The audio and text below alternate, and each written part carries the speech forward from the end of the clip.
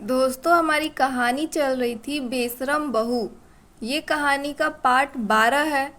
Part 11 में हम लोगों ने क्या क्या पढ़ा था उसका छोटा सा समरी हम लोग देख लेते हैं।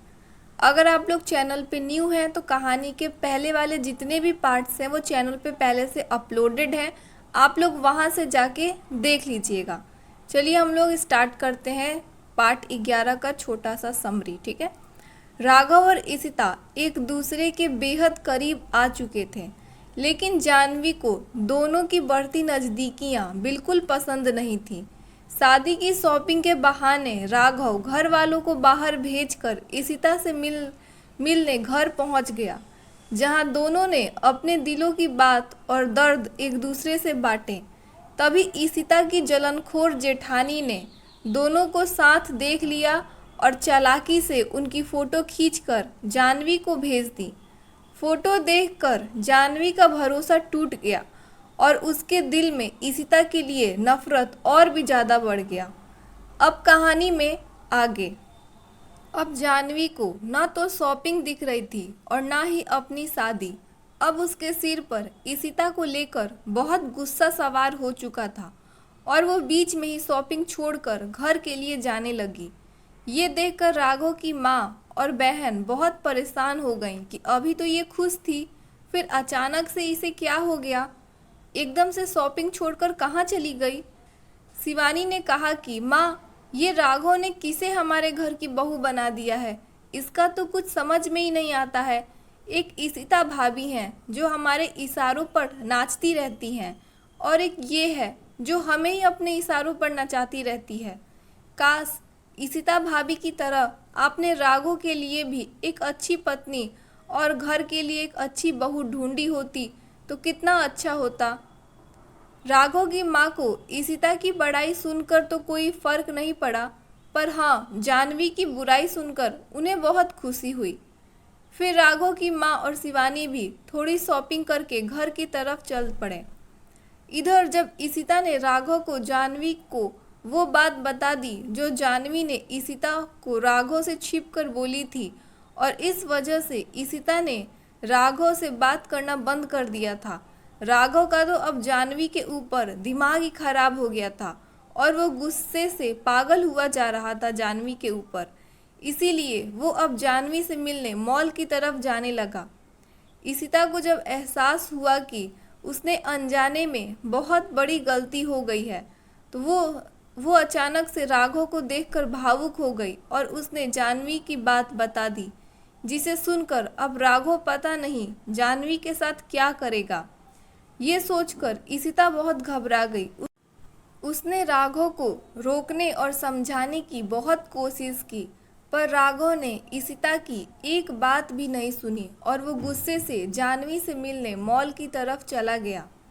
इशिता को कुछ भी समझ नहीं आ रहा था कि वो क्या करे और राघव को कैसे रोके, या फिर वो जाह्नवी और राघव के बीच होने वाले झगड़े को कैसे रोके। इसीलिए वो भागकर दादी के पास गई और उसने दादी को सारी बात बताई। तो दादी ने बहुत ही शांत होकर कहा कि मेरी बच्ची, तुम इतना क्यों परेशान हो रही हो।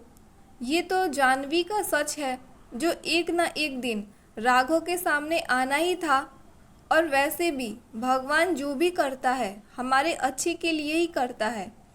इसीलिए चिंता छोड़ दे और जो हो रहा है होने दे, उसे चुपचाप होने दे।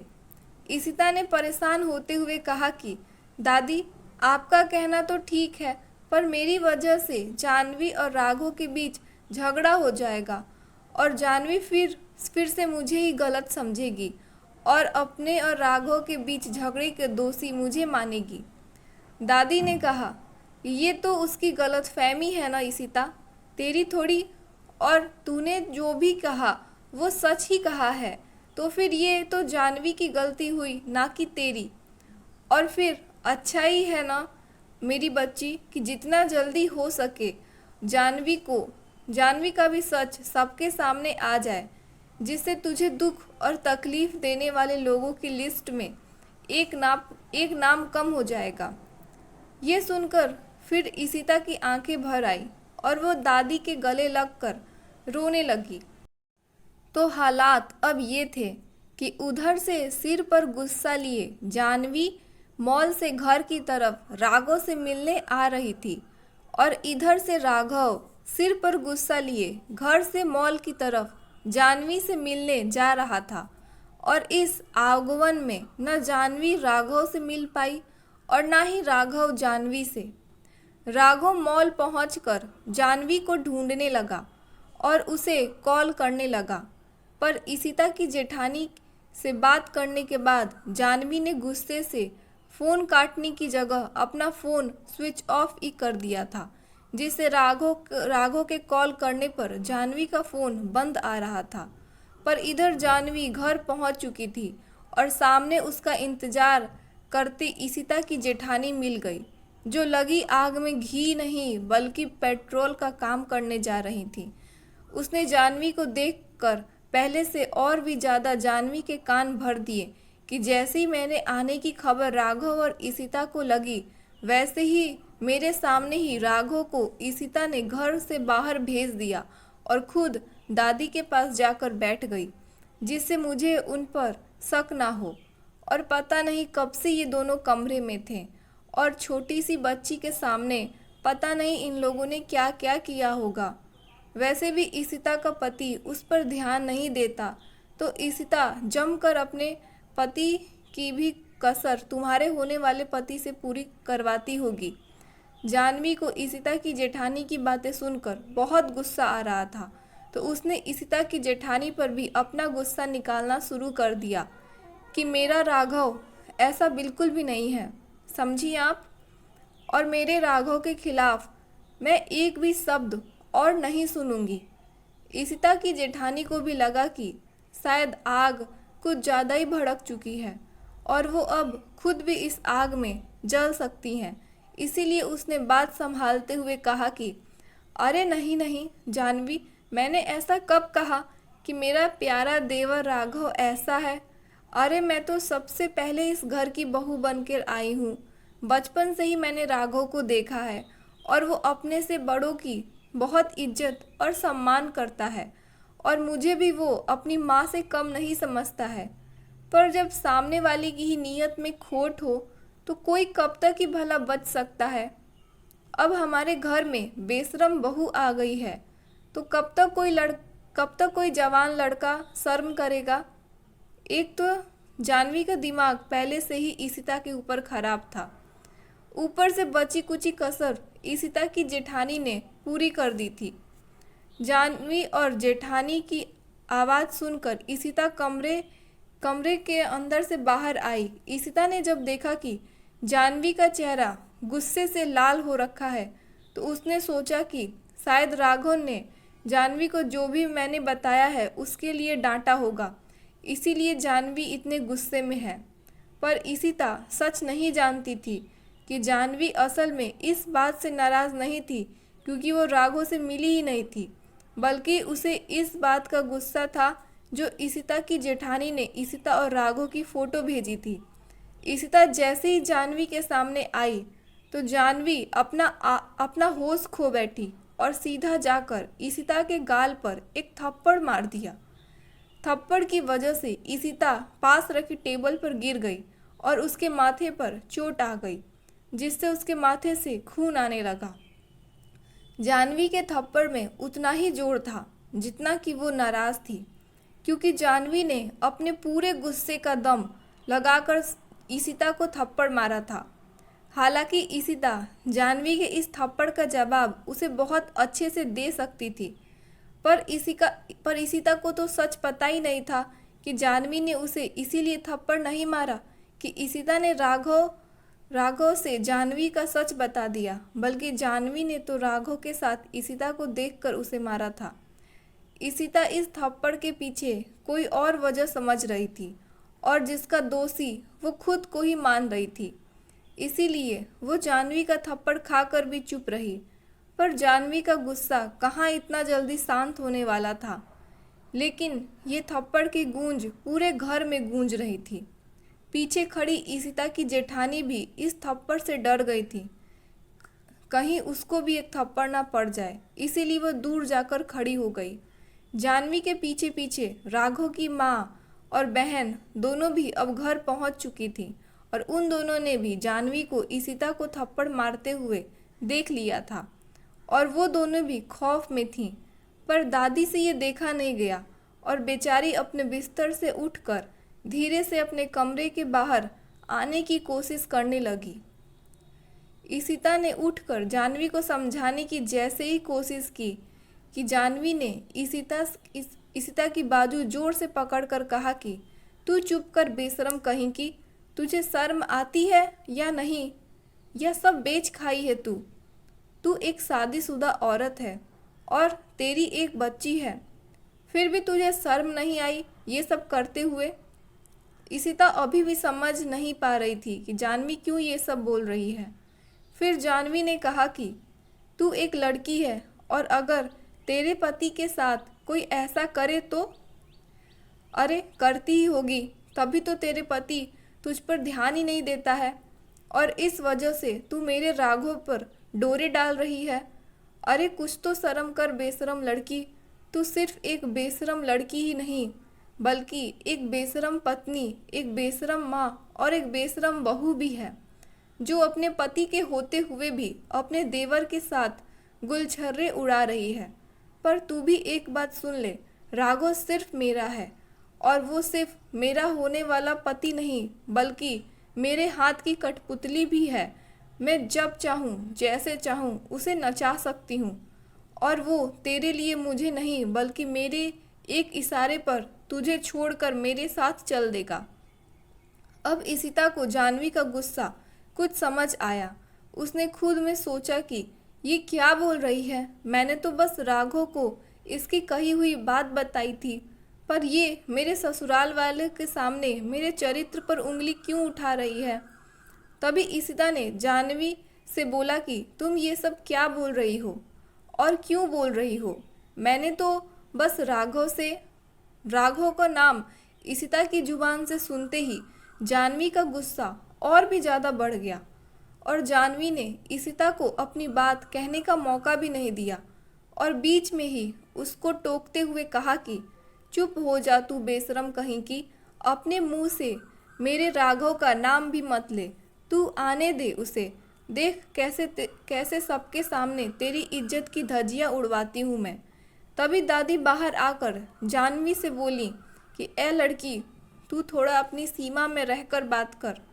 तू भूल मत कि तू अभी इस घर की बहू बनी नहीं है और जिससे तू ऐसे बात कर रही है वो इस घर की बहू है। जानवी तो दादी को भी उल्टा जवाब देने से पीछे नहीं रही। उसने कहा कि बहू नहीं, बेशरम बहू है ये इस घर की, जो आप सबकी नाक के नीचे घर की इज्जत को अपनी हवस के लिए उछाल रही है। तभी दादी ने जानवी को गुस्से से चिल्लाते हुए कहा कि अपनी सीमा में रह लड़की, वरना। अब जानवी का गुस्सा ईशिता के साथ साथ दादी पर भी निकलने लगा और वो दादी के पास जाकर बोली, वरना क्या बुढ़िया, क्या कर लेगी तू मेरा? खुद के शरीर में हड्डी के सिवा कुछ बचा नहीं है और मुझे आई है अपनी ताकत दिखाने। एक थप्पड़ खींच के दूंगी, अभी स्वर्ग सिधार जाएगी तू। दादी की बेइज्जती सुनकर भी राघव की माँ, बहन और जेठानी में किसी ने भी जानवी को कुछ भी नहीं कहा, क्योंकि सब जानवी के गुस्से को देखकर सोच रहे थे कि इन लोगों के बीच हम क्यों पड़े। अगर इनमें से हमें भी एक थप्पड़ रख दिया तो।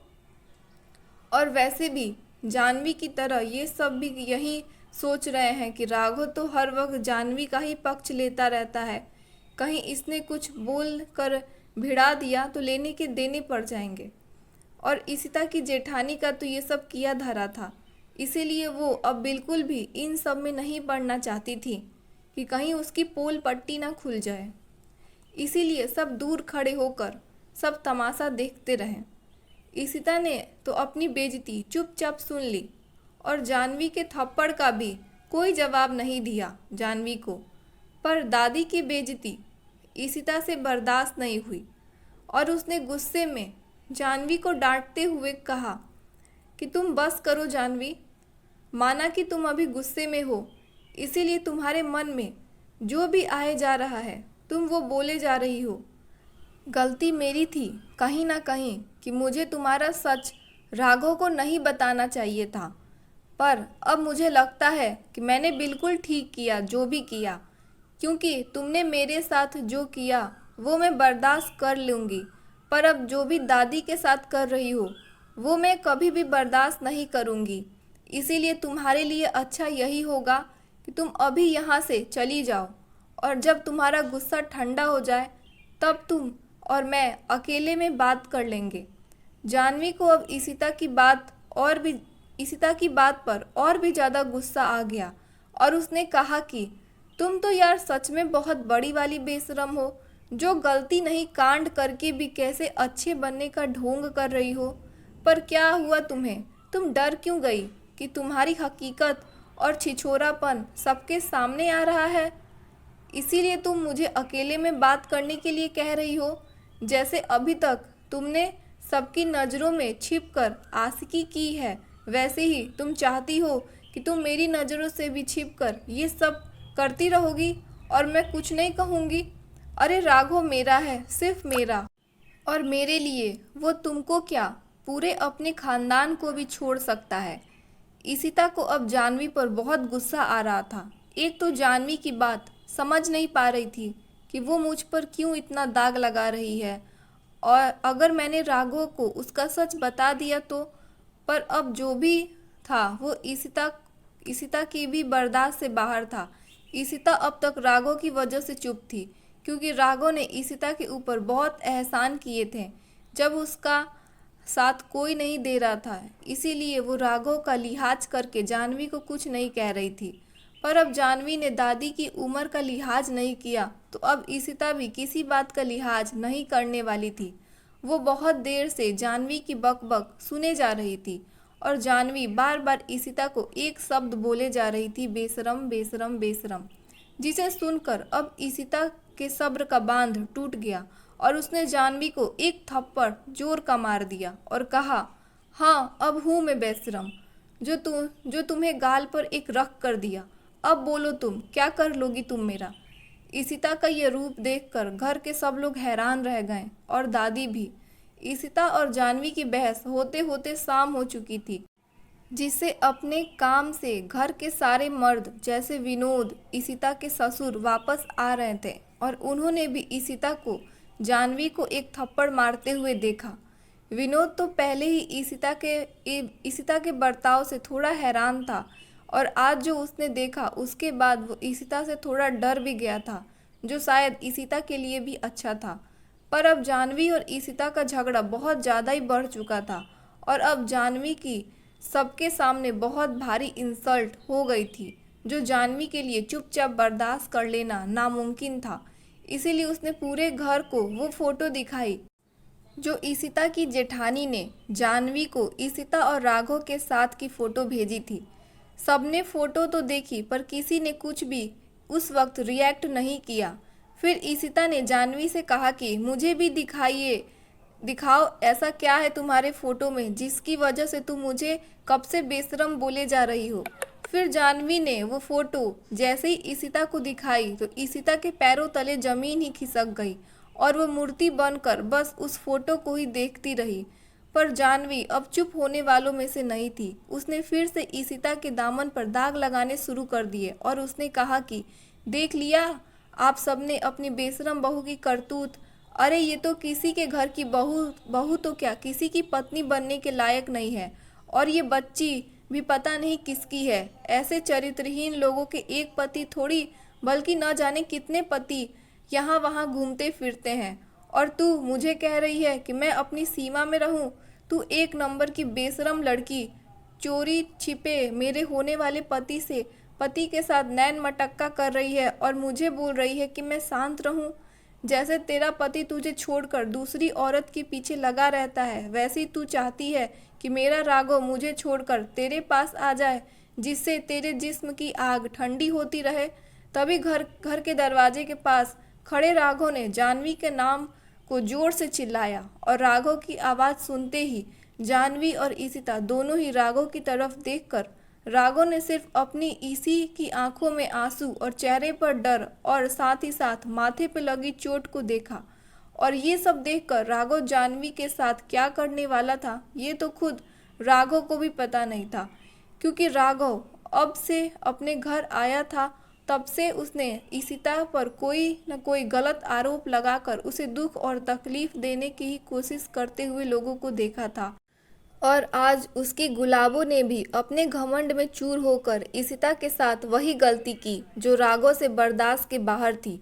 वो गुस्से में बौखलाया हुआ जानवी के पास गया और राघव गुस्से में जानवी के पास गया और उसने जानवी से कहा कि बहुत मज़ा आता है ना तुम्हें थप्पड़ मारने में, तो चलो आज मैं तुम भी खाकर देखो कि कितना मज़ा आता है थप्पड़ खाने में। और फिर राघव ने जानवी को पूरे गुस्से से जोर से, जैसे जानवी ने ईशिता को मारा था ठीक वैसे ही राघव ने भी जानवी के गाल पर 4 से 5 थप्पड़ लगा दिए।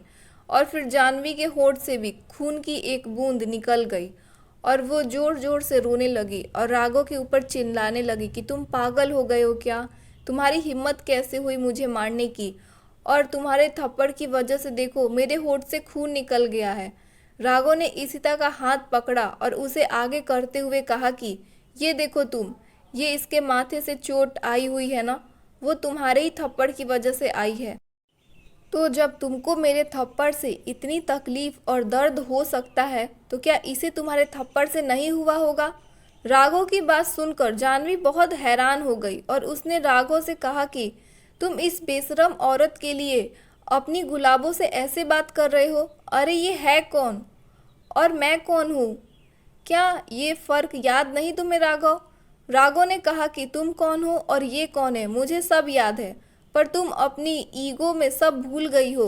तुम्हें तुम्हें सबके साथ कैसा बर्ताव करना चाहिए, और मैंने जब तुम्हें समझाया है कि तुम्हारी वजह से तुम मेरी भाभी के चेहरे पर एक भी आंसू नहीं आने चाहिए, तो फिर तुम इतनी बड़ी गलती कैसे कर सकती हो। जानवी को अब ईशिता के साथ साथ राघव पर भी बहुत गुस्सा आ रहा था और वो राघव पर भी अपना गुस्सा उतारने लगी और उसने राघव से कहा कि सही खेल गए तुम राघव, एक तरफ अपनी ईसी और एक तरफ अपनी गुलाबो, क्या खेल खेला है तुमने, मानना पड़ेगा तुम ही बहुत होशियार हो। और अब तुम इसे अपनी ईसी क्यों नहीं कह रहे हो, सबके सामने आते ही तुम्हारे लिए ये बेशरम औरत भाभी बन गई। पर राघव ये खेल तुम इस औरत के साथ ही खेल सकते हो क्योंकि ये एक शादीशुदा है, ऊपर से इसकी एक बेटी है, तो अब इसे कौन पूछेगा, इसे तो कोई कौड़ी के दाम भी नहीं लगाएगा। पर राघव मैं जानवी हूँ, अभी तक तो ना ही मेरी शादी हुई है और ना ही मेरा कोई बच्चा है। हर लड़का मेरे आगे पीछे अपना दुम हिलाता है और मैं जिसे चाहूँ उसे हासिल कर लूँगी। जानवी की ये बात सुनकर राघव ने जानवी का हाथ जोर से पकड़ा और उसे अपने घर से बाहर लाकर खड़ा कर दिया और कहा कि जाओ, मैं तुम्हें हमारे रिश्ते से आज़ाद करता हूँ और जिस भी कुत्ते से तुम शादी करना चाहती हो कर सकती हो। और फिर राघव ने अपने घर के दरवाजे बंद कर दिए और फिर राघव ने सबके सामने हाथ जोड़कर माफ़ी मांगी और अपनी माँ से कहा कि माँ मुझे माफ़ करिएगा, मैंने अपनी पसंद आप पर थोपने की कोशिश की, पर अब मुझे अपनी गलती का और पसंद का पछतावा है, इसीलिए जानवी इस घर की बहू नहीं बनेगी। और फिर राघव दादी के पास गया और उनके सामने हाथ जोड़कर उनसे जानवी के लिए माफ़ी मांगने लगा।